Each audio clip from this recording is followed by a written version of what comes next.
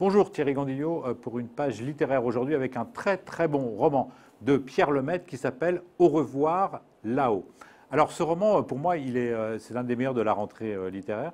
Pourquoi? Eh bien parce qu'il allie le genre populaire, un petit peu dans le genre de Balzac ou de Zola, et puis les thèmes assez forts, assez incisifs sur la guerre de 14-18. Pour moi, ça pourrait être un concours, ça pourrait réconcilier le grand public avec les prix littéraires. Alors, l'histoire. Bien l'histoire, on est dans les derniers jours de la guerre de 14-18. Albert Maillard, c'est un jeune caissier, un peu timoré. Bon, il a survécu à la guerre. Et puis l'autre, c'est Édouard Péricourt, qui, lui, est un grand bourgeois de la plaine Monceau, 17e arrondissement de Paris. Et ces deux hommes vont se retrouver réunis. Pourquoi? Bien parce que Albert Maillard va se retrouver après une explosion, une bombe qui lui tombe dessus sous 20 cm de terre. Et puis Édouard Péricourt, au péril de sa vie, va arriver à le sortir de son espèce de cercueil de terre et de boue. Sauf que le pauvre Édouard Péricourt, dans la manœuvre, va se faire lui aussi tirer dessus. Il va recevoir un éclat d'obus et va être ce qu'on appelle une gueule cassée. Il n'a absolument plus de visage, son visage est totalement défiguré. Alors, après la guerre, Albert retourne à la vie civile et Édouard, lui, il ne veut plus rentrer dans sa famille, il ne veut plus montrer, puisque son visage est absolument défiguré, il est absolument épouvantable.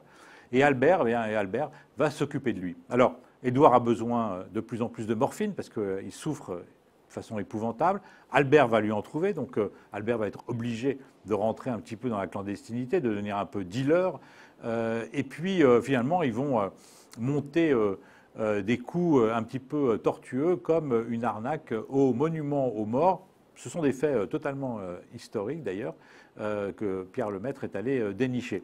Alors, ce livre est finalement assez formidable parce qu'il montre que l'après-guerre, eh bien, ça n'était pas quelque chose où on dit, bon, nos glorieux martyrs, on doit les honorer, etc.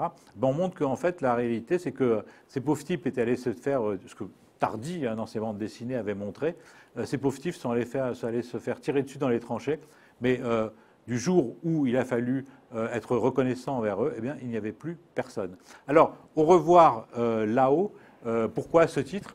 Eh bien, en fait, c'est dans une citation qui est au début du livre, l'explique, c'est une lettre qu'un jeune poilu a écrit à sa femme et qui dit ceci, puisqu'il sait qu'il va mourir.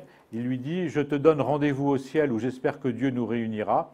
Au revoir là-haut, ma chère épouse ». Dernier mot écrit par Jean Blanchard le 4 décembre 1914. Je vous conseille vraiment de lire ce livre de Pierre Lemaitre qui s'appelle « Au revoir là-haut ».